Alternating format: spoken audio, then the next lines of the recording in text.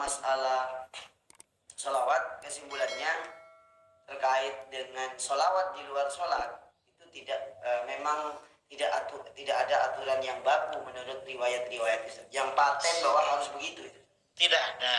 Banyak ya, banyak versi sholawat ketika masuk masjid. Itu ada riwayat sholawat dari Siti Fatimah radhiyallahu anha. Beliau sendiri yang menyusun Siti Fatimah. Ini dari Rasulullah SAW. Jadi memang banyak versi memang di dalam masalah ini. Walhasil ya, di satu sisi dari sholawat Ibnu Mas'ud itu para ulama mengambil pelajaran. Pelajaran dari mana? Di dalam Al-Quran kan ada perintah litu'minu billahi wa rasulihi wa tu'azziruhu wa tuwaqqiruhu. Kalian beriman kepada Allah dan Rasulnya, dan kalian menolong Rasul dan mengagungkan. Yang dimaksud mengagungkan Rasul ini berarti kita kan harus tahu keagungan beliau. Ya termasuk memuji.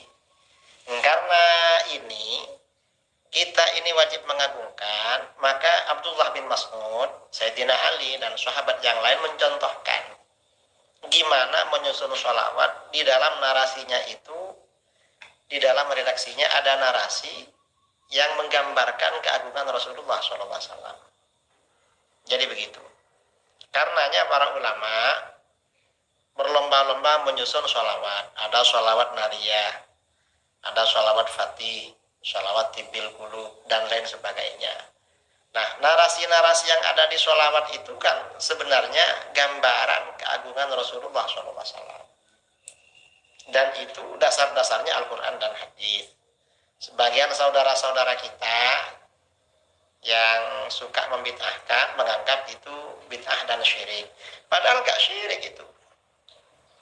Ini kan mencontoh apa yang diteladankan oleh para sahabat kan.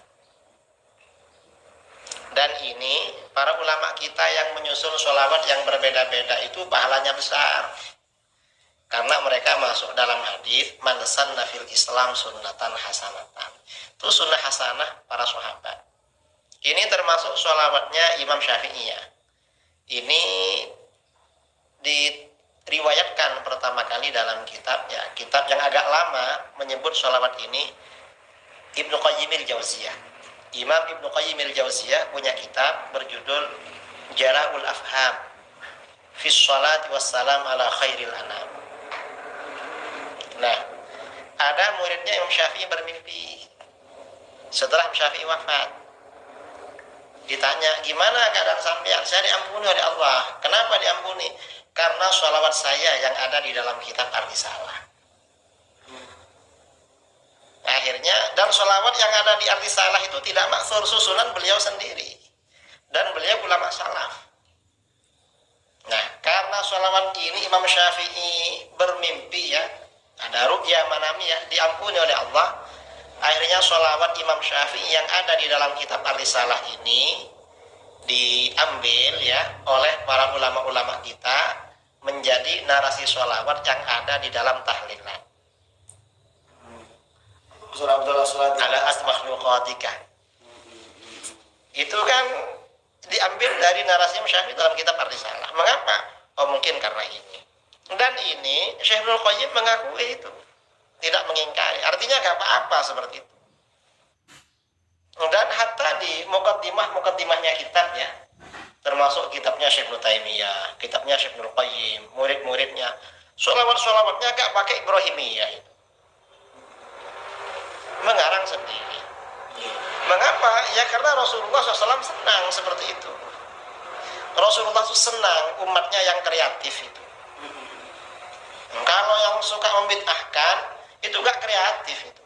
Saudara ya, kira-kira kalau punya murid, satunya stagnan, satunya kreatif, kira-kira suka yang mana itu? Rasulullah itu suka yang kreatif sebenarnya. Ini yang diteladankan oleh para ulama. Kalau yang suka membid'ahkan itu gak kreatif. Dan mereka sebenarnya juga sudah buat sholawat Ustaz. Karena mereka itu Salawatnya ketika mau ceramah itu kan juga sholawat dan salam semoga tercurah limpahkan kepada junjungan, kan sholawat sebenarnya. oh Sholawat juga bahasa Indonesia ya. Iya kan bahasa Indonesia itu. Padahal itu Rasulullah gak pernah bahasa Indonesia. Itu bid'ah itu ya. Lah, kan rata-rata penceramah itu kan membuat selawat pakai bahasa Indonesia. Selawat dan salam semoga tercurah limpahkan kepada untuk junjungan Nabi besar, Nabi agung akhir zaman, itu kan sebenarnya kan pujian. Apa itu kategori selawat juga Ustaz ya? Itu termasuk sholawat. Berarti Karena memang lain. doa sholawat tidak harus bahasa Arab. Bahasa Indonesia, bahasa Jawa, bahasa Madura boleh. Ya Ustaz, ini berarti tentang selawat ini kami taslim yai. Sekarang ada lagi yang terakhir ini mumpung muncul. Kira-kira kalau kita baca di misalnya di Riyadhus Shalihin, fi istihbabi ziyarati ahlil khair, tentang siapa dianjurkannya berkunjung kepada ahli kebaikan. Di antaranya Abu Bakar dan Umar itu berkunjung kepada Ummu Aiman, yang beliau waktu hidupnya Ummu Aiman, tidak salah di riwayatnya itu sering dikunjungi Nabi. Nah, lalu ketika Ummu Aiman bercerita tentang Rasulullah SAW, Abu Bakar dan Umar radhiyallahu anhuma itu menangis. Ummu Aiman nangis dan Abu Bakar Umar ikut nangis. Nah, saya ingin tahu cerita kira-kira kitab-kitab yang menjelaskan tentang inspirasinya para ulama mengarang pujian untuk Rasulullah SAW. Kira-kira itu lebih banyak terinspirasi cerita mana? Yang misalnya memuji keagungan Nabi seperti Imam Al-Busiri, seperti Imam Abdurrahman Ad-Dibai. Itu inspirasi yang sampai menggambarkan Nabi yang kemudian oleh sebagian orang ini dianggap memuja Nabi berlebihan. Apakah memang ada di antara sahabat yang setelah Nabi wafat, menurut hadis yang paling sahih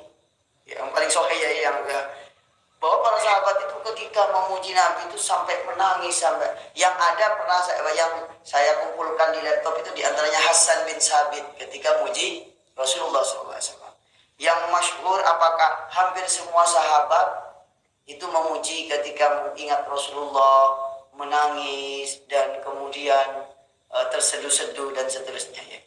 Nah, ada satu lagi yang terkait dengan ini, hadis yang menceritakan Bilal bin Rabah ketika azan, yang ditulis oleh siapa ini?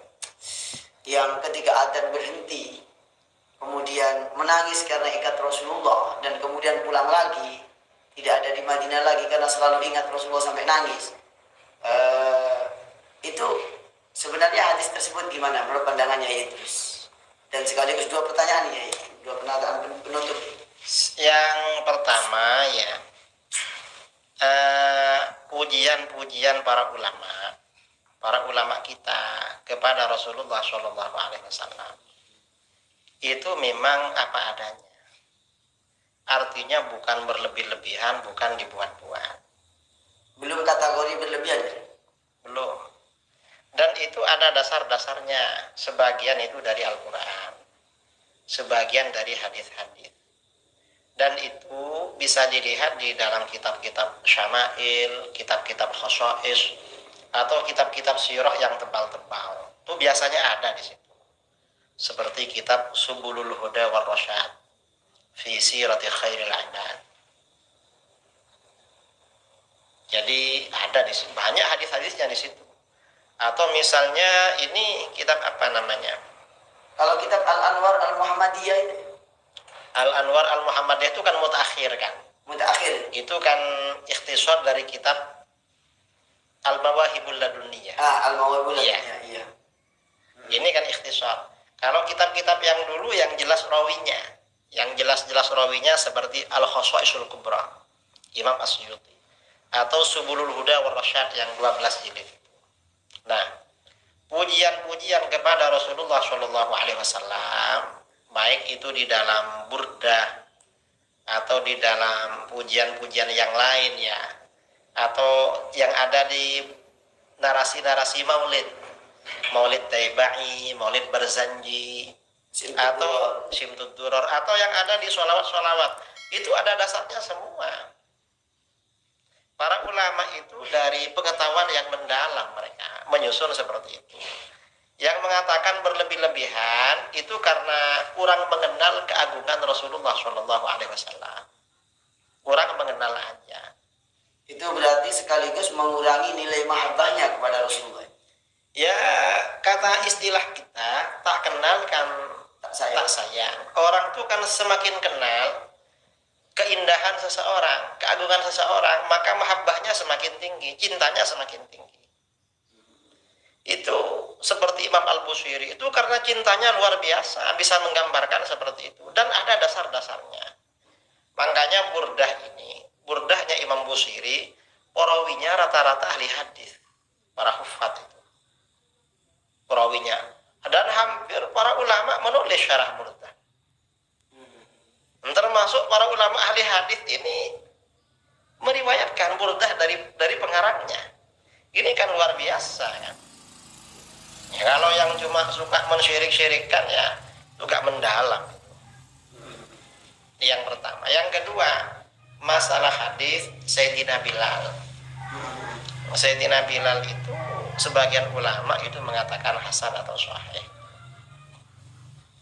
Yang adzan berhenti itu ya. Yang apa namanya? Jadi Bilal ini kan setelah Rasulullah SAW wafat kan ada di Syam. Iya. Suatu ketika bermimpi Rasulullah SAW, kamu kok lama gak kesini? Akhirnya ke Madinah. Sampai di Madinah oleh orang-orang suruh azan. Setelah azan penduduk Madinah gempar, nangis semua. Ingat pada masa Rasulullah ini kan azan yang dulu. Seperti itu. Saya cerita begini aja sudah merinding membayangkan. Itu kira-kira hadisnya, soalnya yang saya baca itu hadis itu diperdebatkan. Ya, hadis ini memang ada yang mengatakan dhaif. Hadis itu dhaif atau sahih itu kan ijtihad para ulama.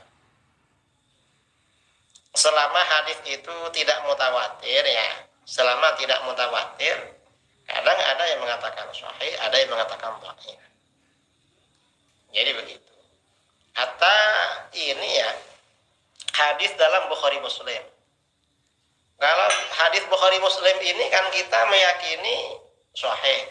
Tapi ulama Wahabi, Al-Albani itu beberapa hadis didhaifkan malah di Bukhari Muslim. Termasuk yang mu'allaq ya? Apa? Yang mu'allaq. Yang enggak mu'allaq. Ya, bukan apa. Hadis-hadis Bukhari Muslim banyak didhaifkan sama Albani itu. Mu'allaq. Nah, ini kadang-kadang orang-orang yang Wahabi mengkritik kitab Ihya Ulumuddin karena hadisnya banyak yang dhaif. Loh, Bukhari Muslim didhaifkan sama Albani sebagian. Apa mau kita tolak Bukhari Muslim? Kan enggak kan.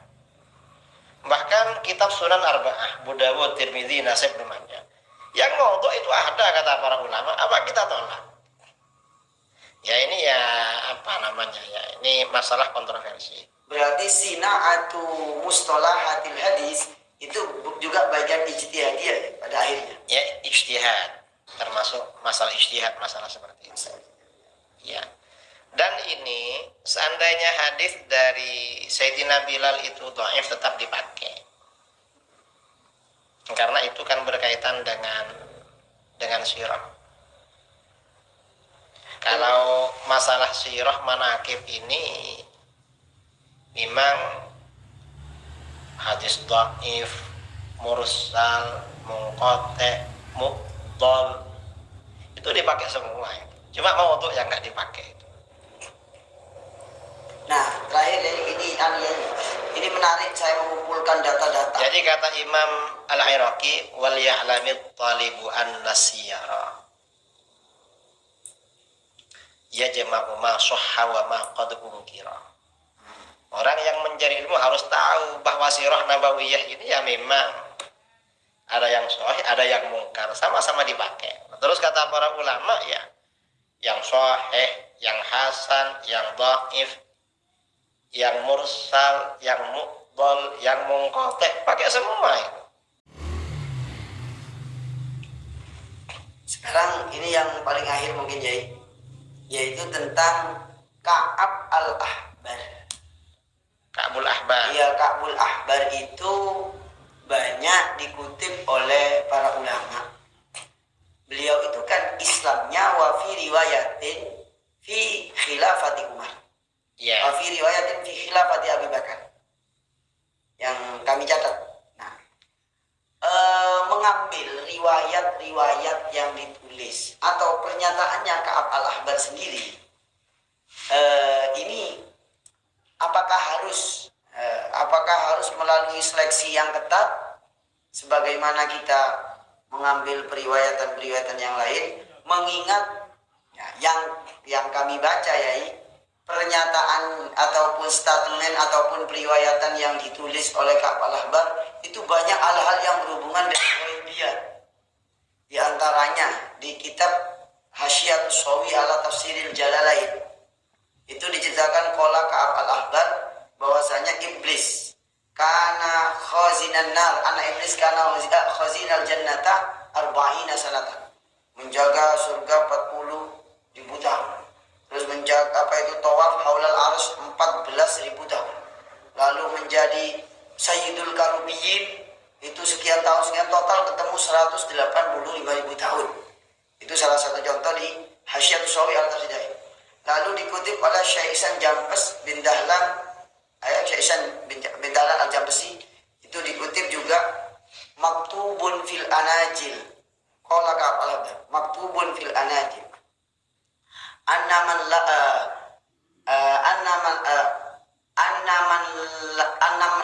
la yarham la turham, atau kalimatnya lengkapnya itu kadzalika tarham turham wa kaifa tarju ayyarhakamallah wa anta la tarham ibadallah. Tapi beliau itu yang dikutip maktubun fil anajil. Dan saya juga punya catatan banyak itu. Saya tertarik dengan kalimat-kalimatnya yang unik-unik.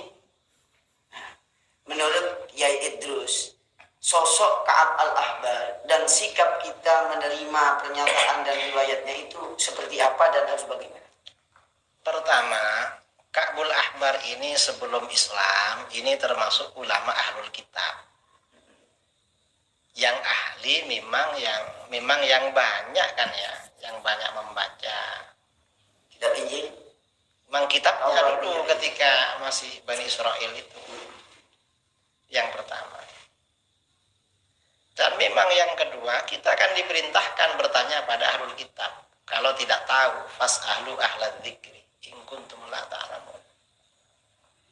Yang kedua seperti itu. Yang ketiga, Ka'bul Ahbar ini memang sosok yang dipercaya oleh para sahabat setelah masuk Islam. Karenanya memang para sahabat itu banyak menerima akhbar Israiliyat dari Ka'bul Ahbar, dan itu gak apa-apa. Cuma di sini Islam ini kan punya peraturan, kalau kisah Israiliyat itu bertentangan dengan yang ada di Quran dan hadis berarti gak dipakai. Kalau sesuai berarti ya sama berarti. Kalau misalnya di dalam Islam tidak ada yang mendukung, nggak ada yang menolak, berarti depending. Namanya informasi, bisa benar bisa salah kalau begitu. Ya, saya mengkeliling banyak statement. Dan itu nggak apa-apa. Hatta ini ya siapa? Imam Ahmad bin Hambal. Imam Ahmad itu punya kitab namanya Az-Zuhd. Kitab Az-Zuhdi ya. Kitab Az-Zuhdi. Itu riwayat dari Wahab bin Munabbih, Ka'bul Ahbar dikutip semua oleh beliau. Nggak apa-apa seperti itu. Karena itu memang tradisi para ulama kita dari dulu. Ya kalau masalah seleksinya ya disesuaikan aja, bertentangan apa enggak. Sejauh itu sesuai dengan nilai-nilai yang ada di Quran, baik secara spiritual maupun secara keilmuan, itu berarti kita terima ya. Kita terima, itu kan pelengkap cerita sebenarnya. Pelengkap cerita. Karena untuk melengkapi, memotivasi ya. Iya. Iya, dan para ulama kita menerima. Coba buka di dalam kitab-kitab hadis yang meriwayatkan kisah-kisah dari Ka'bul Ahbar ya parah di hadis rata-rata. Dan itu kaitannya lebih banyak kepada hal-hal yang sebelum risalah. Ya, tentunya itu kan memang disebut kisah-kisah Israiliyat itu karena kisah masa lalu. Dan sumbernya hanya dari mereka memang. Kan sebagian kisah Israiliyat ya, kisah Israiliyat atau kisah masa lalu itu ada yang sumbernya langsung dari Rasulullah SAW. Di dalam kitab-kitab hadis itu kan ada kan kisah-kisah masa lalu. Dan sebagian ya dari muslimu ahlul kitab ini, orang-orang ahlul kitab yang masuk Islam, dari kitab-kitab mereka sebelum Islam. Ya, kami cukupkan ya, ini sudah 1 jam lebih. Terima kasih kepada 1 jam ya. 1 jam Dari lebih. tadi. Terima kasih atas perkenan dan waktunya Kiai Haji Idrus Romli yang telah menerima kami untuk ngaji tentang banyak hal yang selama ini menjadi tanda tanya dalam pikiran kami, sehingga dengan penjelasan ini mulai dari awal sampai akhir menjadi tercerahkan kita semuanya. Yang dapat kami simpulkan adalah kita harus selalu ngaji dan ngaji kitab sebanyak-banyaknya. Sekian dari kami, rombongan dari Pondok Pesantren Miftahul Ulum Indonesia Malang. Kami mengucapkan terima kasih. Semoga Kiai Haji Idrus Romli diberikan sehat, panjang umur dan berkah, dikabulkan hajat dan cita-citanya sekeluarga, dan semoga kita senantiasa mendapatkan berkahnya, berkah ilmunya, berkah bimbingannya, berkah segala-gala kebaikan yang beliau tularkan ke seluruh pelosok negeri dan sampai ke seluruh penjuru dunia. Wabillahi taufiq wal hidayah. Nasru minallah wa fathun qarib. Fastabiqul khairat. Assalamualaikum warahmatullahi wabarakatuh. Waalaikumsalam warahmatullahi wabarakatuh.